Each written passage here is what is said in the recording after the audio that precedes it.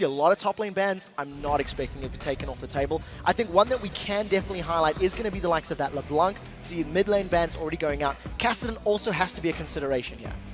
Well, you're not wrong on that one. Kassadin banned by the red side. Who would have thought it? Thresh was taken away from Jree as well. And as you said, the mid lane, in fact, 3 mid lane bans. Kayle, Ziggs, and Karthus all aimed at Froggen. We did see Karthus banned against Alliance yesterday by SK Gaming.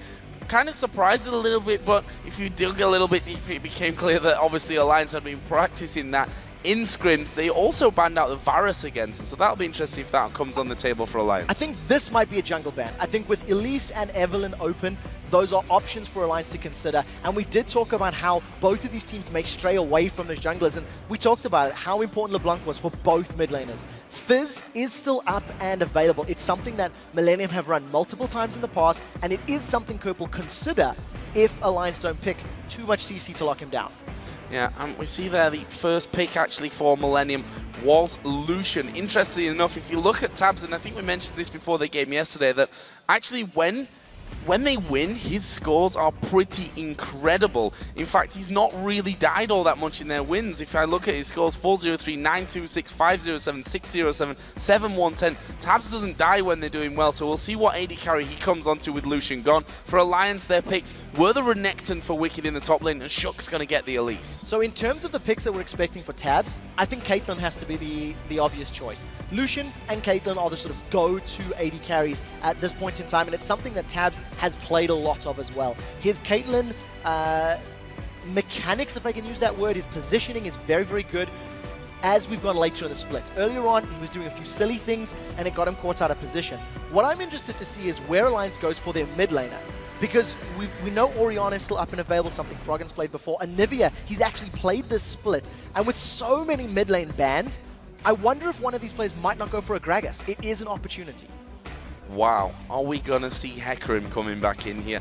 Araneae did play a lot of him in the summer split of the 2013. Just forget what I said, because it's Evelynn. Something that we have already seen Araneae bringing to the table and worked decently well for them. In fact, their win against SK, he played an Evelynn, which didn't have a massive scoreline, but he did all the right things there. Yeah, and when they played against Gambit, it was Araneae's Evelynn that went, I think, 4-1 in the early stages of the game. He did very, very well, but unfortunately, he was the only form of initiation. I keep calling out wave clear and initiation because they are two very crucial things at LCS level. And right now, Millenium don't have any way of actually starting a fight.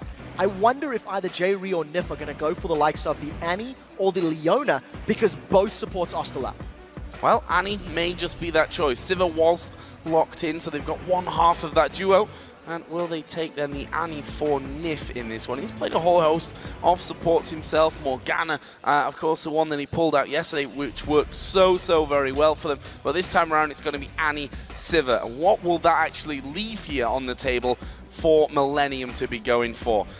It's looking like Gragas, and I was going to say Vayne, but that wouldn't make much sense since we've already got Lucian as the first pick. Yeah, I think just highlighting Vayne for fun at this point in time. The Leona is locked in. Now, this is great for Millenium because their last few games, they have sort of stalled in the mid game. They earned themselves leads, and then they've just been unable to actually lock themselves a good, a clean team fight. We highlighted the fact that Gragas was still available. This is a safe pick for Kerp, and I think now that it's locked in, the Millenium composition does a lot of things very, very well. If you have Jree's Leona initiating with a Solar Flare and let Araneae coming in from the side with that Agony's Embrace, that is a very strong, powerful initiation.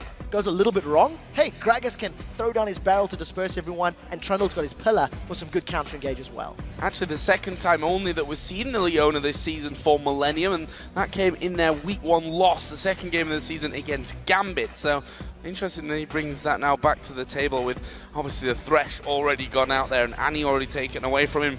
What are Alliance going to bring to the table now? This is the pick for Froggen. Is he going to go for the Anivia, or is he going to go a different direction? My instinct actually says Anivia might not be bad in this situation. You've got zone control, and Orianna could be a possibility as well. And I really don't know what Froggen's going to be thinking about. Yasuo has been banned, I think, 6 times up until this point against Froggen. It is open and available. Nobody else can give a knock-up. He's locked it in. So we are going to be seeing Froggen on Yasuo.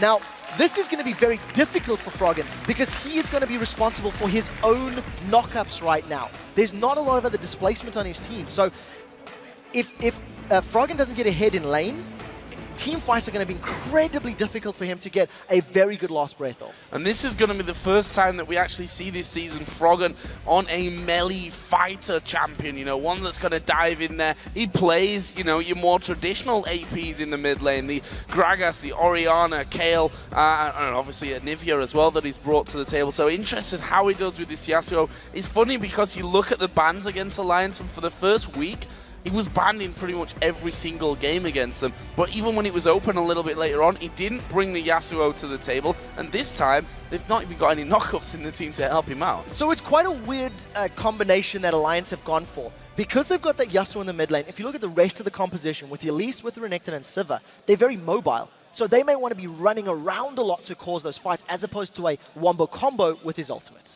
Well, we're going to find out on that one. Very excited to see that Yasuo in action. And we're just a moment away from the match. So let's check out the voting. According to LOLesports.com, 65% of you are calling this one in Alliance's favor. 65%. Interesting there because it's an even week, and we know that Alliance apparently can only win when it's an even week. Yeah, I've got a lot of tweets over the course of these last 2 days basically saying mathematics and statistics do not lie. And statistically speaking, the odds are in Alliance's favor. They won their game yesterday. They were losing for 20 minutes. They lost an inhibitor. Yeah. They lost a Baron. But then all of a sudden, the power of the even week allowed them to pull back, forced SK to stay when they shouldn't have. Yeah, some even odds favoring person is apparently looking down on them to make sure that they do well in these even weeks. And it is also Froggen's birthday today, so we should mention happy birthday to Froggen. No pressure on you on your birthday, on an even week where you've never lost on an even week. Bringing Yasuo into the game for the first time. Here we go then. We are going to jump into game. It's Millenium versus Alliance. How is this one all going to go down? Alliance looking for a win. As you said, they've not done well. I mean, it's kind of hit and miss for them. Unfortunately for them, the super week that we started off with 4 games was on the even week. So they lost 4 right off the bat. But since then, well, I think hit and miss is the right way to describe Alliance's performance. With this team comp, as long as Alliance don't get hit by every single one of Millenium's abilities, the mobility and the skirmish power of their champions should allow them to quite literally run rings around Millenium. Now, Millenium have got stronger initiation. With that Leona on their side, the solar flare is a much safer, longer range initiate for Millenium to basically count on. We're looking at Alliance's side, and they're going to be relying on a Flash Tabzz in conjunction with the movement speed from Sivir. So I think team fights, if, like I said, Alliance do not get caught by a multitude of Millenium's abilities, I think they have the tools to kite and run around Millenium to win fights. I'm interested to see Froggen's wind walls in these as well, because he can block, well, pretty much everything that Gragas can throw your way. We know he likes walls. He plays Anivia. He's famous for his Anivia, and he's good at walls. So that could go working for him. Yeah, Karthus was banned as well. Wall of Pain with that champion, so he knows how to aim them. What I think is going to be very difficult for Millenium, now that we're about to get the laning phase underway, is Creaton and Jree are going to have such a difficult time dealing with Annie and Sivir. Annie is the longest range support in the game right now. She's got an incredible auto attack range. In addition to the stun potential, you can zone a champion like Leona very effectively. We'll see how far forward Nyph actually plays this, because he's got the tools to control Creaton and Jree. So here's the start for both junglers. Araneae as Evelynn starting off on the blue buff. Shook starting on the top side of his jungle as well, doing the red. Both of them, of course, getting a little bit of a helping hand from the Trundle and Renekton that we're going to be seeing in that top lane. I'm sure a few of you are sad not to see Irelia here for a second day running. But to be honest, when the Renekton is in there, it's not unlikely to see Wickd just going straight for that one. This mid lane, Yasuo versus Gragas, what are your thoughts on this one? So both champions are melee. Both champions have got ranged harass, but of course Froggen needs to charge up 3 charges of that Steel Tempest. He's just skilled it right now. Luckily for Froggen, once his flow bar is full like this, he will actually get a damage shield every time Kerp jumps on him. I don't actually think either champion has got kill potential until level 6. And I feel once Froggen puts some points into that wind wall, it's going to be so difficult for Kerp to outplay him, because as long as Froggen saves it for a explosive cast, it's just going to get removed and it's not going to affect him at all. Very interesting to see how Froggen does on that one. Just you know, when the time when things were moving to more assassins in this mid lane, Froggen had trouble, to be honest, because his champion pool and the way that he likes play just didn't really suit that one. So interesting to see what he does here with the Yasuo. We can see that Araneae already being the invisible Evelynn problem that he is, headed down towards his bottom lane. But the position that Alliance actually had there is probably the best positioning on that bottom lane to get rid of the Evelynn, because she can't move in without you spotting it. And very importantly as well, Jree actually missed his Zenith Blade as well. Zenith didn't connect, so there was no CC onto Nyph. It's going to be very difficult for Leona to even get onto Sivir because of the spell shield. So she's going to be able to spell shield at least one of the CCs. And in order for Jree to lock Tabzz down, he's going to need to go all in. He has to land the Shield of Daybreak and he has to land a Solar Flare, because at least one of those can be mitigated. Shook is actually in the Millenium jungle right now. See the Araneae are just coming around towards the Wraiths, and Shook actually took the southern route and is headed up behind him, and he's going to see that those Wraiths are in fact being done, so he'll move straight in. Actually lands the cocoon here on towards Araneae. That's going to be good damage coming down. Not enough to actually finish off though. Yeah, Araneae is not going to have a good time. Anytime he wants to duel Elise, Elise has got so many more tools in her kit, has all of her abilities available at level 3, has got, you know, percentage damage, has got built-in sustain, can close gaps thanks to the spider form. So Araneae just needs to try and farm his way up. And what we tend to see with Evelynn is getting to level 6 and then using that ultimate, the slow from Agony's Embrace, to try and get in and control the lane. This top lane, Trundle versus Renekton. A good old traditional top lane matchup by now. Yeah, and if Renekton doesn't beat Trundle in lane, he's doing something wrong. We do tend to see the CS going his way. Nyph has been stunned. Nyph has been stunned here, but again, I don't think they've got the damage to follow up, as Jree going to catch a full combo coming out there from Tabzz, but still very early stages in this one, and neither team able to put down the damage to actually secure those kills. So here comes the next move. Shook around that mid area. Kerp not level 6 just yet, so he won't have that explosive cast. And here they go, they're going to go in there. The knock-up actually landing from Froggen, which is a good sign for future engagements from him. But in the end, they weren't able to take out Kerp. He flashed away. Now, we did see Shook playing the Elise the last time these two teams played as well. When Millenium and Alliance competed, Shook had a number of deaths to his name. Froggen was playing Kayle in that game, and almost every time Shook died on that Elise, Froggen's Kayle was able to get kills. I think he went 9, 2, and 7 or something similar in that matchup, and did very, very well. We'll see if Shook can repeat that performance here today. Well, Shook is once again headed in for a bit of action on that top side. There is Kevin. Here comes the repel. They dive onto him. Kevin with an early flash underneath his turret to stay safe. Really quick reactions on that one. Araneae was actually there as well. You can see him just kind of leading off from Shook, basically following him or being followed there and keeping up that vision of Shook. So we talked about which jungler is going to have a more positive impact on the game. And so far, Shook has earned himself 3 brownie points. He beats Araneae in the jungle at the Wraith camp. He's already got Kerp's flash. He's already got Kevin's flash. And he's found Araneae again. This is very strange from Araneae. Actually going to come in there. The Wickd's going to come over the top as well. There's the gap closer. And there's the finisher. First blood. What was Araneae thinking? I don't think Araneae even knew that Shook was there. I believe that he was anticipating Wickd to potentially dive. Just took so much damage, and that was just a poor call by Araneae. Shook now grabs himself first blood. He even got the kill on that one. There was no assist from Wickd, even though Wickd tried to flash for it. But very, very good play from Shook in these early stages. Keep in mind, Elise is basically his signature champion, and he has started very well this game. And he was gifted that kill, honestly. I mean, Araneae saw him go in that bush, knows that he didn't come out into the lane, so he's either waiting in the bush or he's gone down the south side. Strange one for me, but Araneae giving that one up, that gives Shook that first blood. We can see that a pickaxe has been collected here for Wickd on his first trip home. That means he's going to be going in for that Tiamat first of all. Yeah, and that's very standard in this Renekton Trundle matchup. Rush the Tiamat, then go for something like a Sunfire Cape on the Renekton. It really allows you to bully and control that Trundle. Araneae is going to donate that blue buff over to Kerp, and I think Kerp just really needs to focus on farming. Because of the power of Wind Wall, we haven't even seen these two really trading all that often, and it's basically because of the fact that Froggen can A, dodge everything, thanks to that quick draw ability of his E. And of course, if any big barrels come in, he's just going to destroy them with that wind wall. He's farming up a storm right now as well. 65 to the 56 of Kerp. Another interesting fact, and then we'll see whether the blue buff actually is given over to Froggen or whether Shook is actually going to keep that with him and allow him to maybe have a bit more impact around the map from this one. That blue buff is going to be coming up here shortly, so we shall see about that and who exactly is going to get that one. Meanwhile, that lane does just get pushed back onto the turret, a position where Froggen will be quite happy, and there's another wind wall coming out. Barrel comes down and Froggen says, nope, you're not doing anything. So the one thing to keep in mind is that wind wall does have a very, very high cooldown. It is 26 seconds at rank 1. So Froggen needs to be very careful and time his abilities well.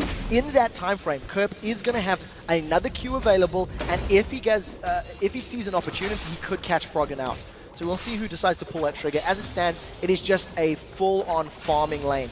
Now that Jree is getting closer to 6, the bottom lane also now gets riskier for Nyph, because on Annie, you are actually quite squishy if you get caught out.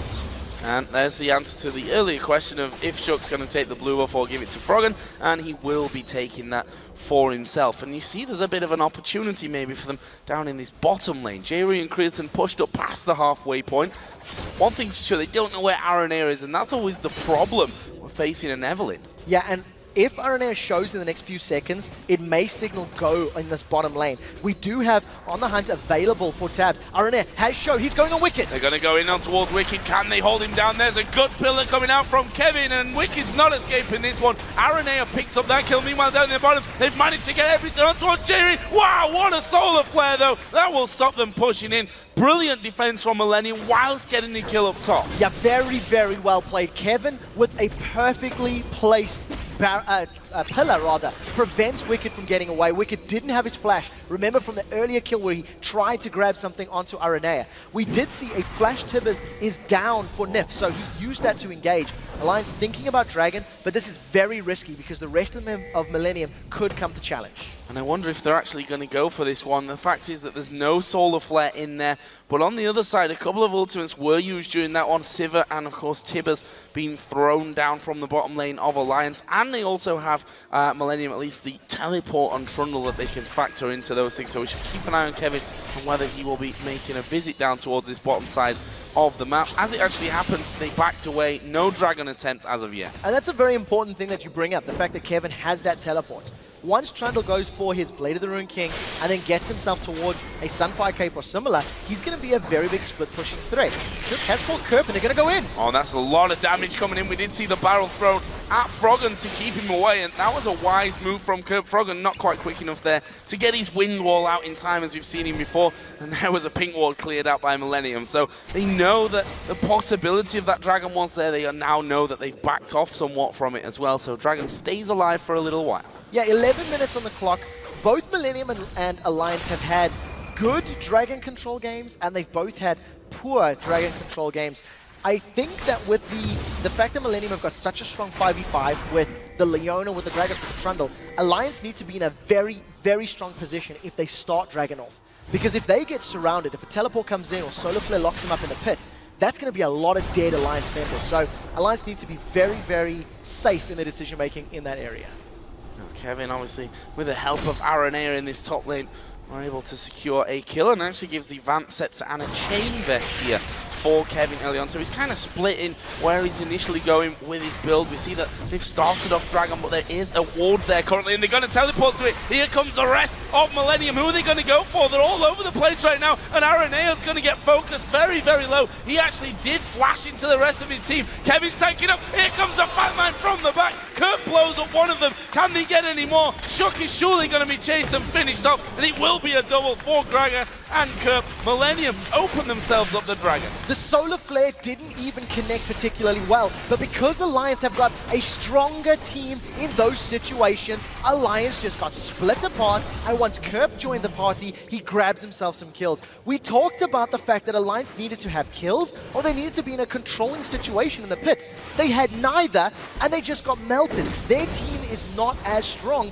in those enclosed spaces, and Millenium played that one perfectly. And Kerp is hammering away on this middle turret. He's going to have a fresh wave of minions coming down. Not sure he's going to have the damage to actually finish off before Yasuo gets here. And it's a good chunk of damage done. The top turret did go down there as well for Alliance. That was the first one Kerp's in trouble. of the game actually coming in. And he will be in a little bit of trouble here. Possibly. There's a knock-up. There's the ultimate. Kerp throws his barrel out, which will knock Wickd into the turret. And here comes Araneae from the side. He's not got much mana here, Araneae. I was going to say, needs to be real careful. Oh, the cocoon from the side. Froggen getting the kill there with the Steel Tempest. And now all of a sudden, Alliance, if they want to, they could go for the tower. Instead, they decide that blue buff is up and they want to try and deny that one. We see a couple of pings. They're going to tower dive. All of a sudden, Araneae is in trouble, but he's running in heals. He's going to get away quite cleanly. There's not even a raid camp to jump to, so Shook's going to take a couple extra turret hits. And that's interesting because now they don't get the tower and they don't get the blue buff instead. Well, let's see about this, because he might get another tower. The bottom one is being hammered away at by both Tabzz and Nyph. There's no one really in immediate range to stop this one from happening. That will fall, and it will put Alliance 2-0 up in turrets. They get a blue buff as well here for Shook. So one of the questions that I had earlier about whether Froggen gets it or Shook, this time around they can possibly at least both get it. Yeah, and what you tend to see whenever you go for those invades and steals is that the jungler will smite it away. You reduce the risk of a steal. Alliance eventually got hold of that blue buff thanks to the kills that they got in that middle lane. I think trying to chase kills down in Araneae and just keep him shut down for as long as possible. Alliance, 2 kills on the board, one of them on the jungler, one of them on Froggen's Yasuo. He's got his static shift completed. Once Froggen gets his Infinity Edge, that's when he becomes absolutely terrifying. Because of the passive of Yasuo giving you that double critical hit chance, you get to 100% thanks to the runes and masteries that he's picked up as well. And he's going to be getting that blue, as I mentioned just a little bit earlier on as well. Or not. I'm just telling lies. Froggen actually... Whatever. Fair, it goes over like to it. Shook. It Yeah, I like thought it. they were going to do that one, but actually what they're doing is coming down to this bottom lane, which Millenium have a ward already in that tri-bush, so they're going to spot them out there. They're not going to be losing any members down on that bottom side, keeping it safe, and they'll have even seen that Froggen and Shook backing away from that one, and even now coming back into that bottom lane. So Froggen's just coming in to defend this wave. You see that Tabzz wanted to back away. He had enough money to finish that Bloodthirster, grab himself the attack speed dagger as well. And thanks to the fact that Shook moved to the middle lane, he was able to defend. Big Wraith gets stolen away by Kerp as well, so Shook not even, rather Wickd not getting his hands on it. Overall, I think Alliance are doing well for this stage in the game, but they need to avoid getting caught out in those big team fight areas. As it stands, Millennium's composition is better at it. They just have more tools to work with in 5v5s. Araneae is going to try his hand at another gank on Wickd. Wickd doesn't have flash either. And Araneae does have his ultimate available. Have they got the damage here? This is a Renekton that's rushed Tiamat. It's not a tanky Renekton that we might see in other times. And the pillar goes down. He's going to pop his ultimate, but he's not getting out of that one. Kevin picks up a kill. And to be honest, Wickd has just had no impact in this top lane. They've controlled him. No, Kevin and Araneae just made that look so easy. Even though Wickd has given himself a small CS lead of 25, he's got 2 deaths to his name, 1 kill for Kevin, 1 kill for Araneae. You do have to give him credit for at least securing the tower. So if or when Alliance decide to push around the map, that objective is no longer there for them. But because of the fact that Alliance have got those 2 towers, that's the only reason their gold is still a little bit ahead. Millennium with a very good gank in that top lane. Yeah, and the scary thing is that Millenium haven't taken any turrets yet at this point in the game. So once they start to fall, that gold swing is going to be coming in. And the other thing that could influence that is the fact that Dragon is coming up once again here in less than 2 minutes. And we've already seen that Dragon has drawn in the big fights in this game. Now, Alliance needs to have learned from that previous Dragon fight. Alliance cannot afford to start it off again without having full vision. And if they are on the Dragon, play it like you play Baron. Peel away from it the moment you see a member of Millennium there and try to take them down. I mean, we've seen Jree and Creaton coming from the bottom lane in that previous engagement. Alliance have the tools to find a quick kill and then fight with more numbers, but they need to be very quick on the trot. Wickd, after dying there, I said he's only got that team out, which was true at the time, but he was obviously sitting on quite a boatload of gold because he comes back in with Giant's Belt, Chain Vest, and a Negatron Cloak in there as well. On the other side, Sunfire Cape is finished off for Kevin's Trundle along with the Cutlass as well, so he's going up to that pretty standard Blade of the Rune King as well. We're at this point in the game now that Kevin has hit the item threshold and the level threshold where the lane bullion strength of Renekton has now been mitigated. Because of all of the ability points that Kevin has got in that frozen domain, the fact that he can subjugate the tanky stats of Wickd, and he can chomp to reduce his attack damage, Kevin all of a sudden now has control of this lane. So we'll see if Kevin can make the additional CS up and try catch back up to Wickd. But as it stands, he's doing a very good job in a lane matchup that was against him from the start. Will Froggen take the bait here on the bottom lane? It's Creaton who's farming himself up there, and Froggen just sits back and says no. Oh, Zeddy played missing there from Jree. That would have set them up nicely to have a go at Froggen. In the end, if it doesn't land, you can't really do much about that one. So that's the second time we've seen Jree trying to make it happen with Araneae waiting in the wings. What I like from Millenium is that they're not committing once it misses. They do back away.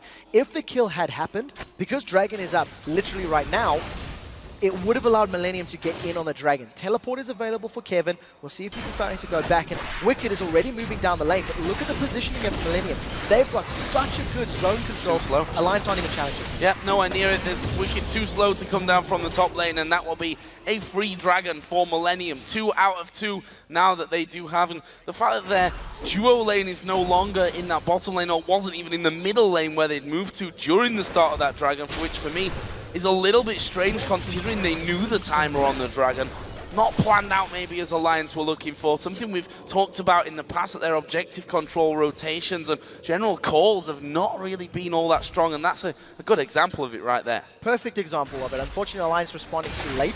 Even after the showing, even after Millenium tried to get a kill on Froggen, there was no alarm bells going, oh, hang on a minute, Dragon's up right now. So, fortunately, Alliance, they don't get control of the pit. What we do see from the rest of Millenium, though, is they seem to be quite happy stalling this game out and extending it. And I think it's a smart decision.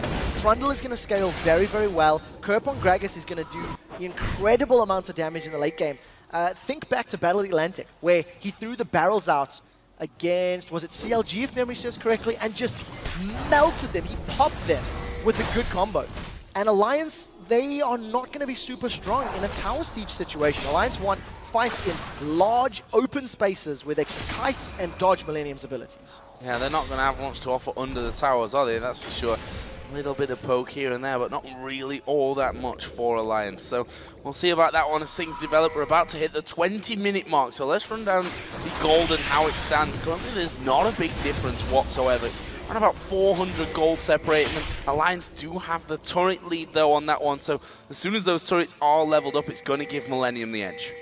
In terms of the power that the teams have, they need to play different games. I think Millenium have got a slightly better split pusher with a teleport Trundle, but they have less effective assassins. I think that if Yasuo, Elise, and Annie get on a target, regardless of who it is, there's very good kill potential. All of a sudden, Wickd is in trouble as here comes Araneae. He's in trouble again in the top side, and he's going to be caught out. He puts his ultimate down, but that's not going to be enough to keep him alive. Kevin picks that one up.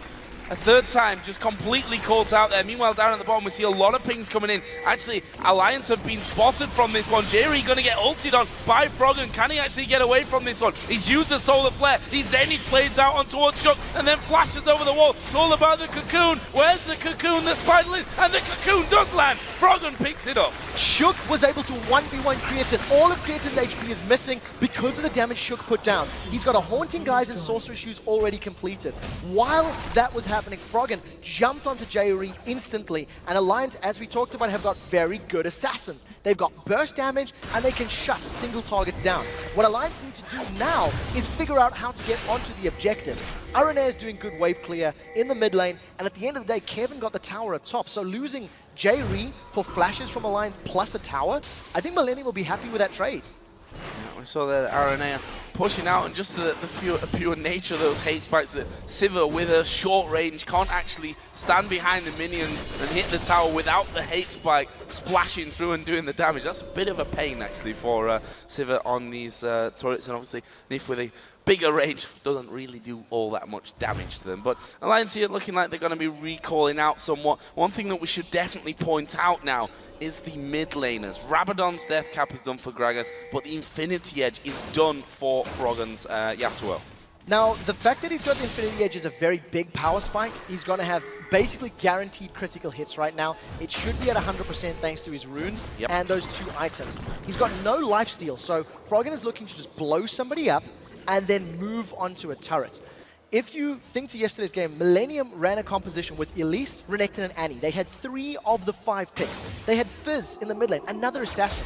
And the problem for Millenium was at this stage of the game, the 20 to 40 minute mark, they had no way of starting a fight.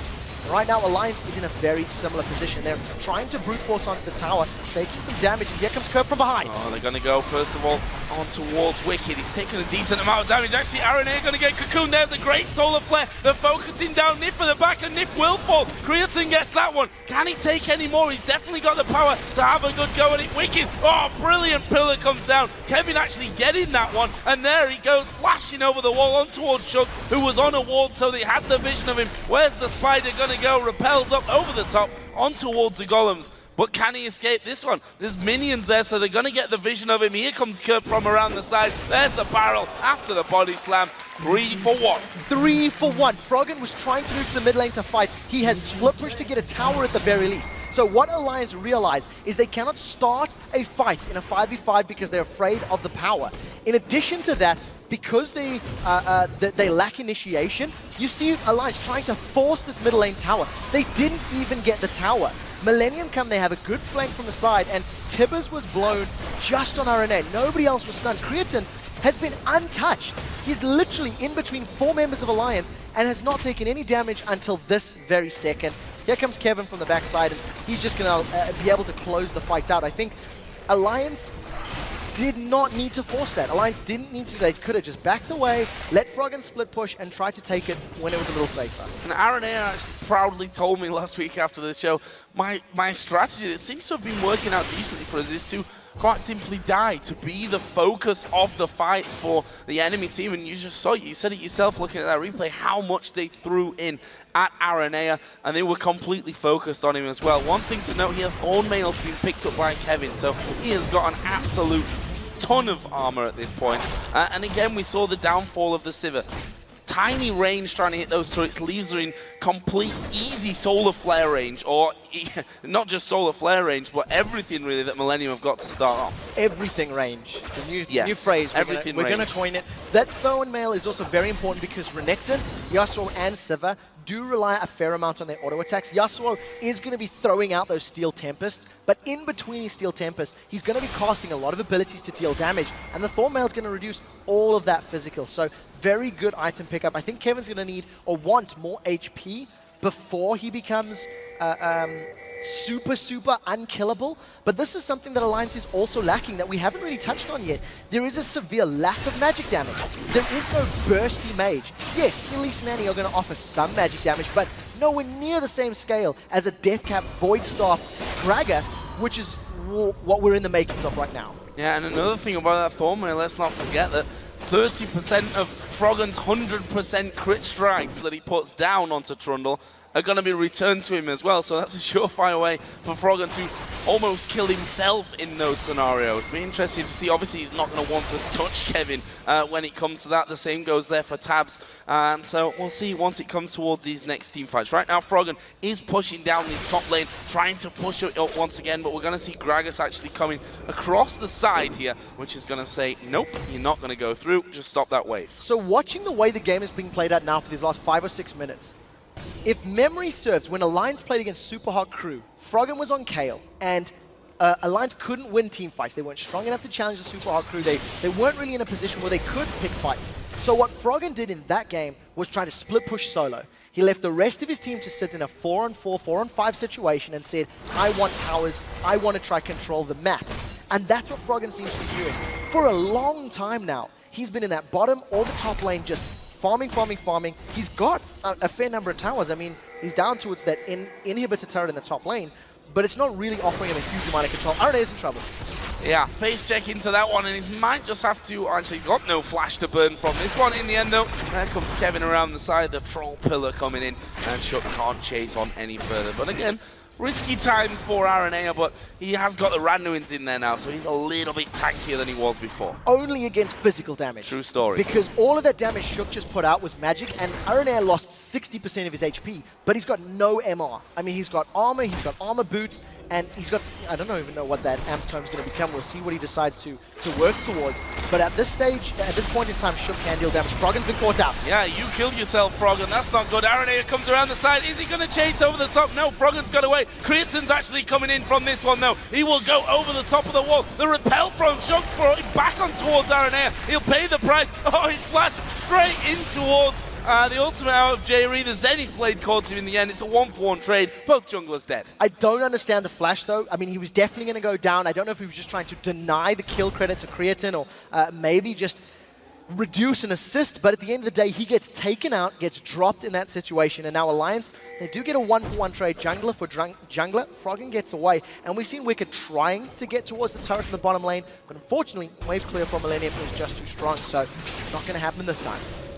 We see that Froggen up to 304 CS, quite a way behind our new record, which I believe was 684 or 5, somewhere around that ridiculous region. Actually, that was put up by Forgiven in their game yesterday for the Copenhagen Wolves. Let's see if we get anywhere near that level in this one. We're 28 minutes in currently. Millenium holding on to a lead, but it's only a 2,000 gold lead at this point. It is a small gold lead. You have to remember that Millenium have had dragon control, Alliance are a tower ahead, and in terms of those the gold difference, it is made up from the CS. Every single one of the lanes for Alliance is slightly ahead, barring the supports. Even that isn't a particularly big deal right now. But Froggen, he needs to have a bigger impact on this Yasuo. We've seen him controlling the waves and controlling the towers fairly well, but his last breaths haven't necessarily netted him the kills that we were anticipating. And because he's got nobody else on his team to actually synergize for those knockups to make it easier to get a last breath, you have to question the thought process behind that pick in this composition. And speaking about that, all that physical damage that that Alliance have here, we see that actually the Warden's Mail is now added in there for Kevin as well, so he's going to have, well, a boatload of armor. And I think Araneae may even be working himself towards a Zhonya's Hourglass. He's got the makings of that Seeker's Arm Guard, and like you said, with all the physical damage from Alliance, the moment Millenium hit that armor peak, where every single one of them has some form of armor, it's going to work in their favor. There is a Last Whisper for Tabzz, and Froggen is going to get bonus armor reduction from his last breath, but he needs to hit you with it. So he needs to get his ultimate across multiple members of Millenium to burn through some of that excess armor, which again makes it very difficult when you've got the only knockup on your team. He's going to be needing a last whisper in there, that's for sure. If we get to that stage at this point, we are in a bit of a farm game. Shook actually not going to get caught out there. Araneae was just on top of him, and we saw the sweeping lens just being used to clear out what vision was there. Tabzz actually on this top side, so Kevin, I say Kevin might be in trouble here, but that's really just over-dramatizing the fact that he's never going to go down to Sivir and Renekton.